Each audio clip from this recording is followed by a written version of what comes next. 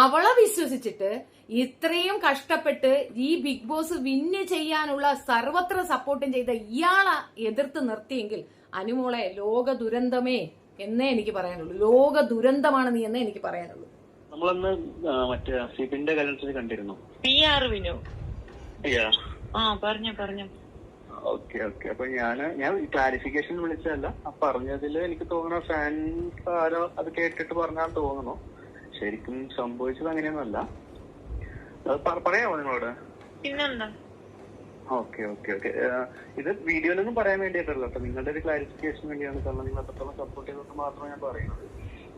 ഇത് സംഭവിച്ചെന്ന് വെച്ചാൽ ഇതുപോലെ മൈൽ സ്റ്റോൺ മീഡിയയുടെ അവാർഡ് വാങ്ങാൻ ഞാൻ പോയി.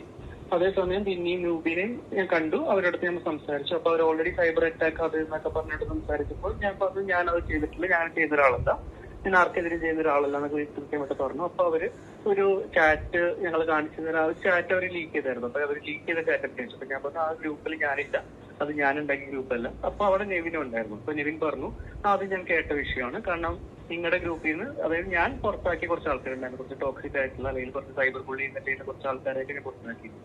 അവരെല്ലാരും ചേർന്ന് വേറൊരു ഗ്രൂപ്പ് തുടങ്ങിയതും ആ ഗ്രൂപ്പിലെ ആൾക്കാര്, ആ ഗ്രൂപ്പിലെ ചാറ്റാണ് അതെന്ന് ഞാൻ പറഞ്ഞു. ആ ഗ്രൂപ്പിന്റെ കാര്യങ്ങൾ അറിയണമെങ്കിൽ അനുമോളുടെ ചേച്ചിയോട് ചോദിക്കാനാണ് ഞാൻ പറഞ്ഞത്.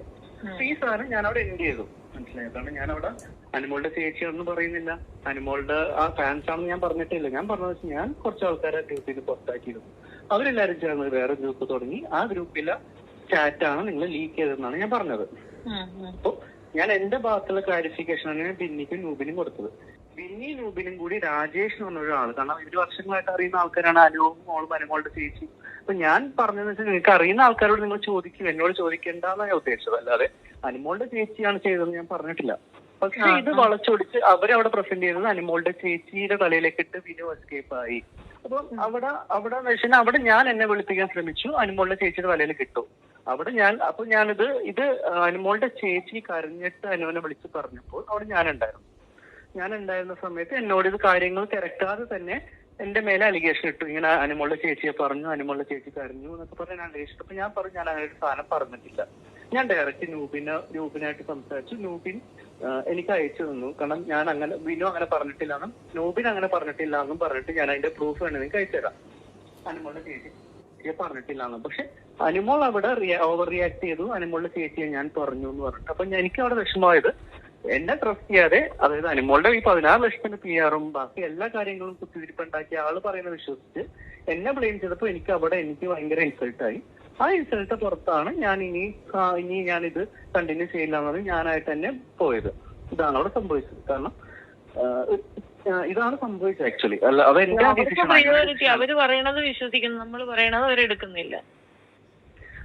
എനിക്കെന്ന് വെച്ചാൽ ഞാനിത് മീഡിയ റൂമിൽ പറയണോ അല്ലെങ്കിൽ വേറെ ആൾക്കാരും പറയണം എന്ന് വിചാരിച്ചിട്ട് ഞാൻ പറയും. അല്ല, ഇതാണ് സംഭവിച്ചത് ആക്ച്വലി. മനസ്സിലായോ? ഇതാണ് കൃത്യമായിട്ട് സംഭവിച്ചത്. അല്ലാതെ ഇത് എനിക്ക് അനുമോളെ ബ്ലെയിം ചെയ്യപ്പെട്ട. കാരണം അനുമോൾ എന്ന് പറഞ്ഞ ആള് അവിടെ ചേച്ചി വന്ന് കരയുമ്പോ അനുമോൾ അത് വിശ്വസിച്ച് പോയി. മനസ്സിലായി? ചേച്ചിയോട് പറഞ്ഞത് വേറൊരാളാണ്, ആ വേറൊരാളോട് പറഞ്ഞത് വേറൊരാളാണ്. മനസ്സിലായത്? 3-4 കോൺവെർസേഷൻ കഴിഞ്ഞിട്ടാണ് ഇത് എവിടേക്ക് എത്തിയത്. അപ്പൊ അവിടെ അതായത് ഒരു ബിന്നി വേറൊരാൾ പറഞ്ഞു, ആ വേറൊരാൾ വേറെ രീതിയിൽ ചേച്ചിയോട് പറഞ്ഞു, ചേച്ചി വേറൊരു രീതിയിൽ അനുമോളോട് പറഞ്ഞു. മനസ്സിലായി? അപ്പൊ ആ ഇമോഷൻ വച്ചപ്പോഴത്തേക്കും ഞാൻ അടുത്തുണ്ടായിരുന്ന ആ സമയത്ത് എന്റെ അടുത്ത് നല്ല രീതിയിൽ ദേഷ്യപ്പെടുകയും എന്റെ ഭാഗം കേൾക്കാൻ പോലും പുള്ളിക്ക് തയ്യാറായിരുന്നില്ല. അപ്പൊ എന്റെ ഭാഗം കേൾക്കാൻ തയ്യാറായി. ഞാൻ അപ്പോഴേ പറഞ്ഞു നമുക്ക് നൂബിന്റെ അടുത്തേക്ക് പോയിട്ട് ഡയറക്റ്റ് സംസാരിക്കാം, ഞാൻ അങ്ങനെ പറഞ്ഞു വന്ന് നൂബി പറയട്ടെ. ഞാൻ അങ്ങനെ ഒരു സംഭവം പറഞ്ഞിട്ടില്ല. ഞാൻ അനുമോളുടെ ഫാൻസിനെയും പറഞ്ഞിട്ടില്ല, അനുമോളുടെ ചേച്ചിയും പറഞ്ഞിട്ടില്ല. ഞാൻ പറഞ്ഞത് അവര് ലീക്ക് ചെയ്ത ചാറ്റ്, ഞാൻ അല്ലെങ്കിൽ എന്റെ കൺട്രോളുള്ള ഗ്രൂപ്പിലുള്ളതല്ല, ഞാനായിട്ട് തെറ്റിപ്പിരിഞ്ഞു പോയിട്ടുള്ള ഒരു ഗ്രൂപ്പ് ഉണ്ട്. ആ ഗ്രൂപ്പിലെ ആൾക്കാരുടെ ചാറ്റാണത്. അതില് അനുമോളുടെ ചേച്ചി മെമ്പറും അഡ്മിനും ഒക്കെയാണ്. ഇതാണ് ഞാൻ പറഞ്ഞത്. എനിക്ക് അങ്ങനെ തന്നെ പറയാൻ പറ്റത്തുള്ളൂ. അവിടെ ഞാൻ എങ്ങനെ അനുമോളുടെ ചേച്ചി ഇട്ട് കൊടുക്കുന്നതാവുന്നത്? മനസ്സിലായി? അപ്പൊ ഞാൻ അങ്ങനെ പറഞ്ഞപ്പോൾ അത് വേറെ രീതിയിൽ വന്നു. അത് അനുമോളുടെ ചേച്ചിയാണ് സൈബർ അറ്റാക്ക് ചെയ്തതെന്ന രീതിയിൽ വന്നു. അവര് ഭയങ്കരമായിട്ട് ഓവർ റിയാക്ട് ചെയ്തു. അവര് ഓവർ റിയാക്ഷന്റെ പുറത്ത് അനുമോൾ അത് എന്റെ അടുത്ത് റിയാക്ട് ചെയ്തു. എനിക്ക് റിയാക്ഷൻ ഓക്കെയാണ്. കാരണം അനുമോളുടെ ചേച്ചിക്ക് സങ്കടം വന്നപ്പോൾ എന്റെ അടുത്ത് റിയാക്ട് ചെയ്ത് ഓക്കെ. പക്ഷെ എന്റെ ഭാഗം കേൾക്കാതെ എന്റെ അടുത്ത് ഒന്നും കൂടി റിയാക്ട് ചെയ്തപ്പോഴേക്കും എനിക്ക് ആ കോൺവെർസേഷൻ മുന്നോട്ട് കൊണ്ടുപോകാൻ തോന്നിയില്ല. എന്റെ ഭാഗം കേൾക്കാൻ ശ്രമിച്ചില്ല, എന്റെ തെളിവുകൾ അവർ കാണാൻ ശ്രമിച്ചില്ല. അപ്പൊ ഞാനായിട്ട് തന്നെ എനിക്ക് മനസ്സിലായി ഇതാണ് സിറ്റുവേഷൻ എന്ന് മനസ്സിലായപ്പോ ഞാൻ തന്നെ ശരി ഞാൻ മനസ്സിലാക്കി ഓക്കെ ഞാൻ ഇനി മുതൽ അങ്ങനെ ഒരു സാധനം ഓൾറെഡി എനിക്ക് നെഗറ്റീവ് വന്നുകൊണ്ടിരിക്കുകയാണ്. കാരണം അപ്പൊ ഞാൻ എന്നെ ഇൻവൈറ്റ് ചെയ്ത പ്രോഗ്രാംസിന് ഞാൻ പോയിട്ടുള്ളൂ. അതായത് നമുക്ക് കിട്ടുന്ന വർക്ക് ഉണ്ടല്ലോ, ഞാനും PR ചെയ്യുവാണെങ്കിൽ നമ്മൾ ഇവന്റ്സ് കോർഡിനേറ്റ് ചെയ്യുന്ന ആൾക്കാരും കൂടിയാണ്. ഇപ്പൊ ദുബായി പോയത് പോലും ഞാൻ എടുത്ത വർക്കാണ്. അതിൽ നിന്ന് ഞാനായിട്ട് തന്നെ മാറിയതാണ്. നെഗറ്റീവ് ആവണ്ട, എന്തിനാണ് ഞാൻ മനസ്സിലായി, ഞാനായിട്ട് തന്നെ മാറിയ വർക്കാണ് ദുബായി ഇപ്പൊ പോയതും. ഇപ്പൊ ഈ ഹൈദരാബാദായിട്ടുള്ള വർക്കും എല്ലാം ഞാൻ തന്നെ കോർഡിനേറ്റ് ചെയ്ത് കൊടുത്തതാണ്. മനസ്സിലായി. അതല്ലാതെ കോളേജിൽ പോലും ഞാൻ മാറിയതാണ്. ഞാൻ പോസ്റ്റ് തിരിച്ചു ഞാൻ വരുന്നില്ല എന്ന് പറഞ്ഞിട്ടാണ് ഇപ്പൊ എന്നെ കോളേജിൽ വേറൊരു സമയത്താണ് എന്നെ വിളിക്കുന്നത്. അപ്പൊ ഞാൻ എല്ലായിടത്തും സ്വയം മാറുന്നുണ്ട്. ഞാൻ ഒരിക്കലും അങ്ങോട്ട് കയറുന്നില്ല. ഇപ്പൊ ആ വീഡിയോയിൽ കാണുന്നുണ്ടെങ്കിൽ അനുമോളാണ് എന്നെ വിളിച്ച് മലബാർ ഇവന്റിൽ പോലും എന്നെ വിളിച്ചിട്ടാണ് ഞാൻ ആ ഫ്രെയിമിലേക്ക് വന്നിട്ടുള്ളത്. അല്ലാതെ ഞാൻ ആ ഫ്രെയിമിലേക്ക് വന്നിട്ടില്ല. ഞാൻ മാറി നിൽക്കുകയായിരുന്നു. ആരടുത്തെങ്കിലും ഇത് പറയണ്ടായോ? നിങ്ങളുടെ ഭാഗം കേൾക്കണ്ടേ? ഇല്ല, അതായത് ഒന്നാമത്തെ കാര്യം ഞാൻ ഇതിന്റെ പുറകെ തന്നെ ആയിപ്പോവും. കാരണം ഞാൻ ബിഗ് ബോസ് തന്നെ ആയിപ്പോവും. ഞാൻ സിനിമ ഡയറക്ടർ കൂടിയാണ്. അപ്പൊ എനിക്ക് തന്നെ സിനിമകൾ അടുത്ത സ്റ്റെപ്പിലേക്ക് പോയിക്കൊണ്ടിരിക്കുന്ന സമയത്ത് നമ്മൾ ബിഗ് ബോസിന്റെ വർക്ക് അവിടെ കഴിഞ്ഞു. നമ്മളിപ്പോ ഒരു മാസമാകാറായി. ഇനിയും ഇതിന്റെ പുറകെ നടക്കണം എന്ന് പറയുമ്പോ ഇപ്പൊ എന്നെ സംബന്ധിച്ച് അനുമോള് ബിഗ് ബോസിന് ഇറങ്ങിയാൽ മാത്രം പോരല്ലോ, അതും കഴിഞ്ഞിട്ട് വർക്കുകൾ വേണ്ടേ?